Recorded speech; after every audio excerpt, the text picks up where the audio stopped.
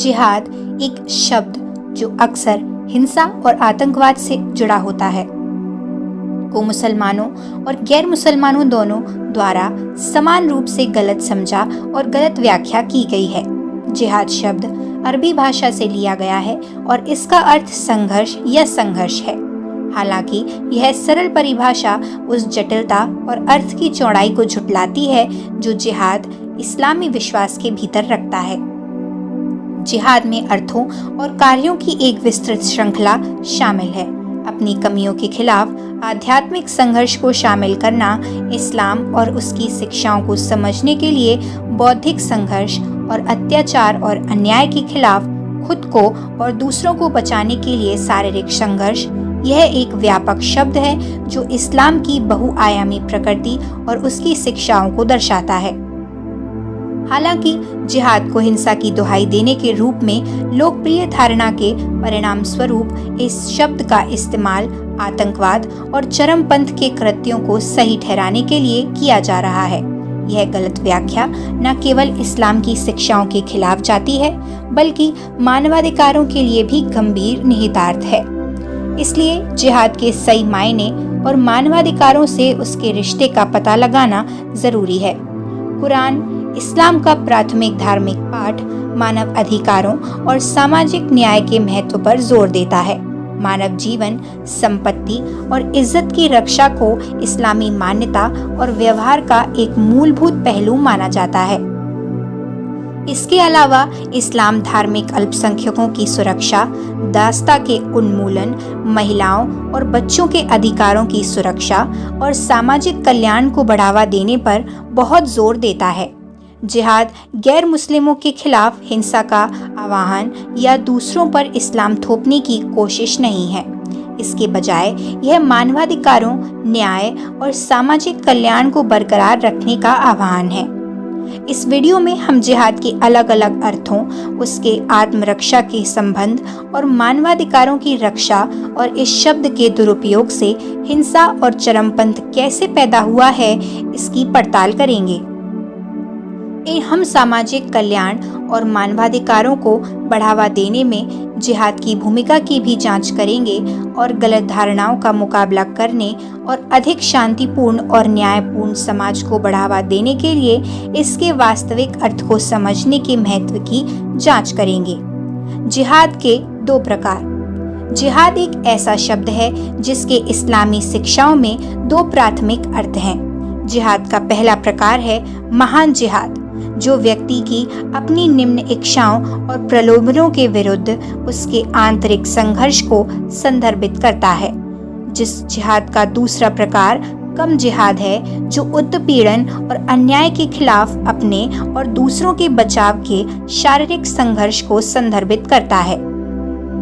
बड़ा जिहाद आध्यात्मिक जिहाद के रूप में भी जाने जाने वाला बड़ा जिहाद जिहाद का सबसे महत्वपूर्ण और मौलिक पहलू माना जाता है। यह व्यक्ति का व्यक्तिगत संघर्ष है कि वह अपने स्वयं के अहंकार और कम इच्छाओं को दूर करे और अधिक से अधिक भलाई की ओर प्रयास करे। इस प्रकार के जिहाद में आत्म अनुशासन, आत्मनियंत्रण और आध्यात्मिक शुद्धि शामिल है। जितना बड़ा जिहाद है वह खुद को बेहतर बनाने और बेहतर मुसलमान बनने का निरंतर प्रयास है। इसके लिए अनुशासन, समर्पण और इस्लाम के सिद्धांतों के प्रति गहरी प्रतिबद्धता की आवश्यकता है। कुरान और हदीस में बड़े जिहाद के महत्व पर बल दिया गया है और इसे जिहाद के अन्य सभी रूपों की बुनियाद माना गया है। मुस्लिम जो अधिक से अधिक जिहाद में शामिल होते हैं, व्यक्तिगत सुधार और आध्यात्मिक विकास पर ध्यान केंद्रित करते हैं। वे अपने ज्ञान और इस्लाम की समझ को बढ़ाना चाहते हैं, दान और दयालुता के कार्य करना चाहते हैं और अपने जीवन के सभी पहलुओं में इस्लाम के नैतिक सिद्धांतों का पालन करना चाहते हैं। इस प्रकार के जिहाद को ईश्वर के साथ गहरा संबंध प्राप्त करने और आध्यात्मिक पूर्ति प्राप्त करने के साधन के रूप में देखा जाता है। कम से कम जिहाद। कम जिहाद, जिसे भौतिक जिहाद भी कहा जाता है, जिहाद का दूसरा प्रकार है। इस प्रकार के जिहाद में आत्मरक्षा में या दूसरों के अधिकारों की रक्षा के लिए बल का प्रयोग शामिल है। कम जिहाद को अक्सर गैर मुस्लिमों के खिलाफ हिंसा या दूसरों पर इस्लाम थोपने के प्रयास के रूप में गलत व्याख्या की जाती है। हालांकि कुरान यह स्पष्ट करता है कि बल का प्रयोग केवल आत्मरक्षा में ही स्वीकार्य है। जो मुसलमान कम जिहाद में शामिल होते हैं उन्हें केवल तभी लड़ने की अनुमति दी जाती है जब कोई उचित कारण हो और जब संघर्ष को हल करने के शांतिपूर्ण साधन समाप्त हो गए हों। बल का प्रयोग इस्लामी कानून द्वारा कड़ाई से नियंत्रित किया जाता है और कुरान निर्दोष नागरिकों या गैर युद्धों की हत्या पर प्रतिबंध लगाता है। कम जिहाद में खुद को, किसी के परिवार को और किसी के समुदाय को उत्पीड़न और अन्याय के खिलाफ बचाव करना शामिल है। इसमें किसी जुल्मकारी शासक के खिलाफ खड़े होना या अल्पसंख्यकों के अधिकारों की रक्षा करना भी शामिल हो सकता है। हालांकि यह ध्यान रखना महत्वपूर्ण है कि बल का उपयोग पहला विकल्प नहीं है और केवल तभी स्वीकार्य है जब शांतिपूर्ण साधन विफल हो गए हों। दो प्रकार के जिहाद के बीच संबंध। जितना बड़ा जिहाद और कम जिहाद दोनों इस्लामी शिक्षाओं के अनिवार्य पहलू हैं। बड़ा जिहाद जिहाद के अन्य सभी रूपों की बुनियाद है और व्यक्तिगत वृद्धि, आत्म अनुशासन और आध्यात्मिक पूर्ति के महत्व पर बल देता है। दूसरी ओर कम जिहाद अपने और दूसरों के उत्पीड़न और अन्याय से बचाव का एक साधन है। जहां अधिक से अधिक जिहाद को अक्सर अधिक महत्वपूर्ण प्रकार के जिहाद के रूप में देखा जाता है, वहीं कम जिहाद मानवाधिकारों की रक्षा और न्याय को बनाए रखने में भी महत्वपूर्ण है। कुरान अत्याचार और अन्याय के खिलाफ खड़े होने के महत्व पर जोर देता है और कम जिहाद ऐसा करने का एक साधन है। यह ध्यान रखना महत्वपूर्ण है कि हम कम जिहाद को केवल तभी लगाया जाना चाहिए जब न्याय संगत कारण हो और जब संघर्ष को हल करने के सभी शांतिपूर्ण साधन समाप्त हो गए हों। बल प्रयोग को इस्लामी कानून द्वारा कड़ाई से विनियमित किया जाना चाहिए और निर्दोष नागरिकों या गैर लड़ाकों की हत्या पर कड़ाई से रोक लगाई गई है। जिहाद और मानवाधिकार। जिहाद बड़े और छोटे दोनों रूप इस्लामी शिक्षाओं में मानवाधिकारों के सिद्धांतों से गहराई से जुड़े हुए हैं। इस्लाम न्याय, निष्पक्षता और मानवीय गरिमा के सम्मान पर बल देता है और जिहाद इन सिद्धांतों को कायम रखने का एक माध्यम है। ग्रेटर जिहाद और मानवाधिकार। जितना बड़ा जिहाद या आध्यात्मिक संघर्ष होता है उसमें व्यक्तिगत विकास और आत्मानुशासन शामिल होता है। इस प्रकार का जिहाद नैतिक मूल्यों और नैतिक सिद्धांतों के महत्व पर बल देता है, जिसमें मानवीय गरिमा, करुणा और न्याय का सम्मान शामिल है। यह मूल मानवाधिकारों की इस्लामी अवधारणा के केंद्र में है। कुरान यह सिखाता है कि सभी मनुष्य समान हैं और किसी के साथ भी उनकी जाति, जातीयता या धर्म के आधार पर भेदभाव नहीं किया जाना चाहिए। यह सभी लोगों के प्रति दया और न्याय के महत्व पर भी बल देता है, चाहे उनकी पृष्ठभूमि कुछ भी हो। इसलिए जितना बड़ा जिहाद है वह अपने भीतर इन मूल्यों की खेती करके मानवाधिकारों को बढ़ावा देने का साधन है। जो मुसलमान बड़े जिहाद में शामिल होते हैं वे अपने जीवन के सभी पहलुओं में इन मूल्यों का पालन करने का प्रयास करते हैं। वह शांति, सहिष्णुता और विविधता के लिए सम्मान को बढ़ावा देना चाहते हैं, जो मानवाधिकारों के आवश्यक घटक हैं। कम जिहाद और मानवाधिकार। कम जिहाद या शारीरिक संघर्ष में आत्मरक्षा में या दूसरों के अधिकारों की रक्षा के लिए बल प्रयोग होता है। इस प्रकार का जिहाद मानवाधिकारों के सिद्धांतों से निकटता से जुड़ा हुआ है, क्योंकि इसमें अत्याचार और अन्याय के खिलाफ खड़ा होना शामिल है। कुरान अन्याय और अत्याचार के विरुद्ध खड़े होने के महत्व पर बल देता है और कम जिहाद ऐसा करने का एक माध्यम है। जो मुसलमान कम जिहाद में शामिल होते हैं वे अपने आप को, अपने परिवारों को और अपने समुदायों को उन लोगों के खिलाफ बचाने के लिए ऐसा करते हैं जो उनके मानवाधिकारों का उल्लंघन करेंगे।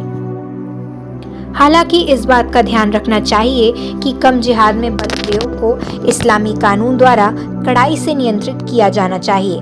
कुरान निर्दोष नागरिकों या गैर लड़ाकुओं की हत्या पर प्रतिबंध लगाता है और जो मुसलमान कम जिहाद में शामिल होते हैं उन्हें इन सिद्धांतों का पालन करना चाहिए। जिहाद और मानवाधिकारों की सार्वभौमिक घोषणा। मानवाधिकारों के सिद्धांत इस्लाम के लिए विशिष्ट नहीं है, लेकिन अंतर्राष्ट्रीय समुदाय उन्हें सार्वभौमिक मूल्यों के रूप में मान्यता देता है। 1948 में संयुक्त राष्ट्र द्वारा अपनाए गए मानवाधिकारों के सार्वभौमिक घोषणा पत्र में उन बुनियादी मानवाधिकारों की रूपरेखा दी गई है जिनके सभी व्यक्ति अपनी जाति, जातीयता, धर्म या पृष्ठभूमि की परवाह किए बिना हकदार हैं। मानवाधिकारों के सार्वभौमिक घोषणा पत्र में उल्लिखित बहुत से सिद्धांत इस्लामी शिक्षाओं में परिलक्षित होते हैं, जिनमें जीवन का अधिकार, धर्म की स्वतंत्रता, भेदभाव से मुक्ति और निष्पक्ष परीक्षण का अधिकार शामिल है। जिहाद बड़े और छोटे दोनों रूपों को इन सिद्धांतों को बनाए रखने के साधन के रूप में देखा जा सकता है। जिहाद और आत्मरक्षा का रिश्ता। जिहाद और आत्मरक्षा दो अवधारणाएं हैं जिनका इस्लामी शिक्षाओं में गहरा संबंध है। जिहाद को आत्मरक्षा के एक साधन के रूप में देखा जा सकता है, लेकिन इसमें न्याय और इस्लाम के सिद्धांतों को बनाए रखने के लिए एक व्यापक संघर्ष भी शामिल है। इस्लाम में जिहाद की प्रकृति और दायरे को समझने के लिए जिहाद और आत्मरक्षा के बीच संबंधों को समझना महत्वपूर्ण है। इस्लाम में आत्मरक्षा की अवधारणा। इस्लाम व्यक्तियों और समुदायों के आक्रामकता और अन्याय के खिलाफ अपना बचाव करने के अधिकार को पहचानता है। कुरान मुसलमानों को अल्लाह के मार्ग में युद्ध करने का आदेश देता है। जो लोग तुमसे लड़ते हैं किंतु ज्यादती नहीं करते, वाकई अल्लाह अपराधियों को पसंद नहीं करता।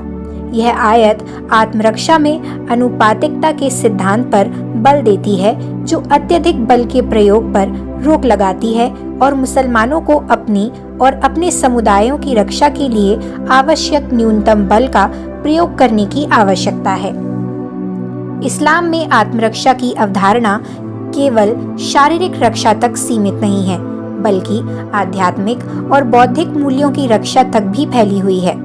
मुसलमानों को उनके विश्वास और विश्वासों को कमजोर करने या उन्हें बदनाम करने के किसी भी प्रयास के खिलाफ बचाव करने के लिए प्रोत्साहित किया जाता है। इसमें उन लोगों के साथ रचनात्मक बातचीत करना शामिल है जो अलग अलग मान्यताओं या राय रखते हैं, जब तक कि यह सम्मानजनक और शांतिपूर्ण तरीके से किया जाता है। आत्मरक्षा के साधन के रूप में जिहाद। जिहाद अक्सर सशस्त्र संघर्ष और युद्ध से जुड़ा होता है, लेकिन यह इस्लाम के सिद्धांतों को बनाए रखने के उद्देश्य से गतिविधियों की एक विस्तृत श्रृंखला को शामिल करता है। कुरान जिहाद को अल्लाह के मार्ग में एक संघर्ष के रूप में वर्णित करता है, जिसमें आध्यात्मिक, बौद्धिक और शारीरिक सहित संघर्ष के विभिन्न रूप शामिल हो सकते हैं। कम जिहाद या बौद्धिक संघर्ष को आक्रामकता और अन्याय के खिलाफ आत्मरक्षा के साधन के रूप में देखा जा सकता है। मुसलमानों को अपने परिवारों और अपने समुदायों को नुकसान से बचाने के लिए अंतिम उपाय के रूप में सशस्त्र संघर्ष में संलग्न होने की अनुमति है। कुरान कहता है, और अल्लाह के मार्ग में उन लोगों से लड़ो जो तुमसे लड़ते हैं, किंतु हद से आगे ना बढ़ो। वाकई अल्लाह अपराधियों को पसंद नहीं करता। हालांकि कम जिहाद में बल का इस्तेमाल इस्लामी कानून में सख्त नियमों के अधीन है। मुसलमानों को निर्दोष नागरिकों या गैर लड़ाकुओं को लक्षित करने से प्रतिबंधित किया जाता है और बल का उपयोग खतरे के अनुपात में होना चाहिए।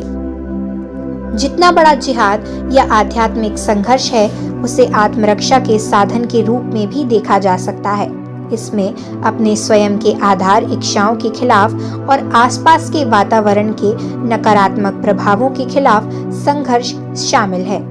न्याय, करुणा और मानवीय गरिमा के सम्मान के मूल्यों की खेती करके मुसलमान मजबूत नैतिक बुनियाद बना सकते हैं, जो उन्हें दुनिया के नकारात्मक प्रभावों से बचाव करने में सक्षम बनाती है।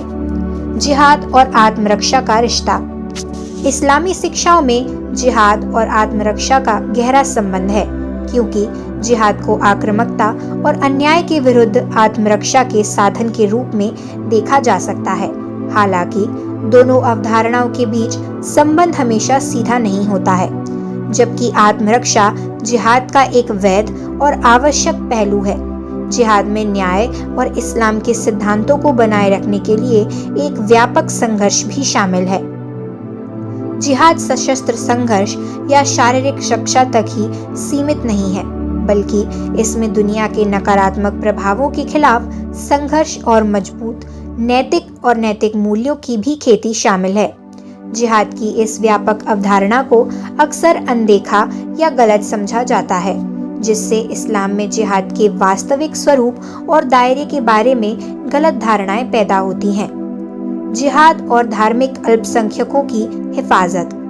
धार्मिक अल्पसंख्यकों की सुरक्षा इस्लामी शिक्षाओं का एक महत्वपूर्ण पहलू है और इसका जिहाद की अवधारणा से गहरा संबंध है। जिहाद को आक्रामकता और अन्याय के खिलाफ धार्मिक अल्पसंख्यकों सहित सभी व्यक्तियों के अधिकारों और स्वतंत्रता की रक्षा के साधन के रूप में देखा जा सकता है। इस्लाम धार्मिक विविधता के महत्व और व्यक्तियों के स्वतंत्र रूप से अपने विश्वास का अभ्यास करने के अधिकार को पहचानता है। कुरान में कहा गया है कि धर्म की स्वीकृति में कोई मजबूरी नहीं होगी। यह आयत किसी भी धर्म की परवाह किए बिना व्यक्तियों के अधिकारों और मान्यताओं का सम्मान करने के महत्व पर बल देती है। धार्मिक अल्पसंख्यकों की रक्षा के साधन के रूप में जिहाद। जिहाद को आक्रामकता और अन्याय के खिलाफ धार्मिक अल्पसंख्यकों के अधिकारों और स्वतंत्रता की रक्षा के साधन के रूप में देखा जा सकता है। कुरान कहता है, और अगर अल्लाह ने लोगों के एक समूह को दूसरे के माध्यम से जांच नहीं किया तो पृथ्वी वास्तव में शरारत से भरा होगा। इस आयत में न्याय को कायम रखने और धार्मिक अल्पसंख्यकों सहित कमजोर और उत्पीड़ित लोगों की रक्षा के महत्व पर बल दिया गया है। पैगंबर मोहम्मद की शिक्षाओं में धार्मिक अल्पसंख्यकों की सुरक्षा पर भी बल दिया गया है। उनके विदाई प्रवचन में पैगंबर ने कहा, सभी मानव जाति आदम और हव्वा से है। किसी अरब को किसी गैर अरब पर कोई श्रेष्ठता प्राप्त नहीं है और ना ही किसी गैर अरब को किसी अरब पर कोई श्रेष्ठता प्राप्त है। इसके अलावा एक सफेद एक काले पर कोई श्रेष्ठता नहीं है और ना ही एक काले धर्मपरायणता और अच्छा काम के अलावा सफेद पर कोई श्रेष्ठता है। यह बयान समानता के महत्व और सभी व्यक्तियों के संरक्षण पर जोर देता है, चाहे उनकी जाति या धर्म की परवाह किए बिना। इस्लामिक इतिहास धार्मिक अल्पसंख्यकों की रक्षा के लिए जिहाद के इस्तेमाल के उदाहरणों से भी भरा पड़ा है। आरंभिक इस्लामी काल में पैगंबर इस्लाम और उनके साथियों ने अपने शासन में रहने वाले यहूदियों और ईसाइयों सहित धार्मिक अल्पसंख्यकों के अधिकारों और स्वतंत्रताओं की रक्षा की। मदीना का संविधान पैगंबर मोहम्मद द्वारा तैयार किए गए एक दस्तावेज धार्मिक अल्पसंख्यकों सहित सभी व्यक्तियों के अधिकारों और स्वतंत्रता की गारंटी देता है। इसी प्रकार उस्मानी साम्राज्य के दौरान ईसाइयों और यहूदियों सहित धार्मिक अल्पसंख्यकों के अधिकारों की रक्षा के लिए मिल्लत व्यवस्था की स्थापना की गई। इस व्यवस्था के तहत प्रत्येक धार्मिक समुदाय को अपने मामलों पर शासन करने और स्वतंत्र रूप से अपने धर्म का पालन करने के लिए स्वायत्तता दी गई थी, जब तक कि यह राज्य के लिए खतरा नहीं था। धार्मिक अल्पसंख्यकों के संरक्षण की चुनौतियां। इस्लामी शिक्षाओं में धार्मिक अल्पसंख्यकों के संरक्षण पर बल दिए जाने के बावजूद ऐसे उदाहरण सामने आए हैं जहां धार्मिक अल्पसंख्यकों के अधिकारों और स्वतंत्रता का हनन किया गया है। ऐसा अक्सर धार्मिक मान्यताओं के बजाय राजनीतिक या सामाजिक कारकों के कारण होता है। कुछ चरमपंथी समूहों ने धार्मिक अल्पसंख्यकों पर अपने हमले को सही ठहराने के लिए जिहाद की अवधारणा का इस्तेमाल किया है, यह दावा करते हुए कि वे कथित खतरों के खिलाफ विश्वास का बचाव कर रहे हैं। हालांकि इस तरह की कार्यवाहियां इस्लामी शिक्षाओं के विपरीत हैं, जो अपने धर्म की परवाह किए बिना सभी व्यक्तियों की सुरक्षा पर बल देती हैं। धार्मिक अल्पसंख्यकों की सुरक्षा के लिए एक और चुनौती है इश निंदा कानूनों का दुरुपयोग। कुछ देशों में धार्मिक अल्पसंख्यकों को लक्षित करने और असहमति को दबाने के लिए इश निंदा कानूनों का उपयोग किया गया है। यह न्याय और अभिव्यक्ति की स्वतंत्रता के सिद्धांतों का उल्लंघन करता है, जो इस्लामी शिक्षाओं के लिए मौलिक है। निष्कर्ष: धार्मिक अल्पसंख्यकों की सुरक्षा इस्लामी शिक्षाओं का एक महत्वपूर्ण पहलू है और इसका जिहाद की अवधारणा से गहरा संबंध है। जिहाद को आक्रामकता और अन्याय के खिलाफ धार्मिक अल्पसंख्यकों सहित सभी व्यक्तियों के अधिकारों और स्वतंत्रता की रक्षा के साधन के रूप में देखा जा सकता है। इस्लामी इतिहास धार्मिक अल्पसंख्यकों की रक्षा के लिए जिहाद के उदाहरणों से भरा हुआ है और इस्लामी शिक्षाएं व्यक्तियों के अधिकारों और विश्वासों का सम्मान करने के महत्व पर जोर देती हैं, चाहे वे किसी भी धर्म के हों। हालांकि धार्मिक अल्पसंख्यकों की सुरक्षा के लिए चुनौतियां अभी भी मौजूद हैं, जिनमें इश्निंदा कानूनों का दुरुपयोग और चरमपंथी समूह की कार्रवाई शामिल है। मुसलमानों के लिए यह जरूरी है कि वे न्याय और सम्मान के सिद्धांतों को कायम रखें।